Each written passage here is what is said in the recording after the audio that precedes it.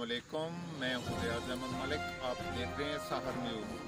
आज मैं आपको कलर कहार लिए चलता हूँ। कलर कहार में आपको कुछ मालूमाती चीज़ें भी दिखाएंगे, कुछ सैर भी कराएंगे।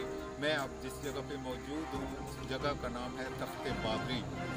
ये जगह एक बड़ी थी, पहाड़ी थी, जिसको काट कर, जिसको तराश कर बाबर ने एक तख्त बनवाया था।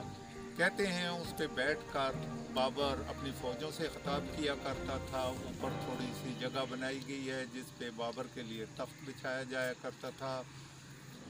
इससे नीचे जाएं तो बाबर ने एक बाग लगवाया था जिसका नाम था बाग सफ़ा। ये बाग सफ़ा के नाम से मशहूर है।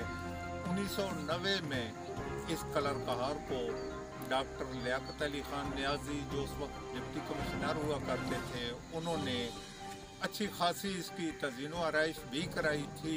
बस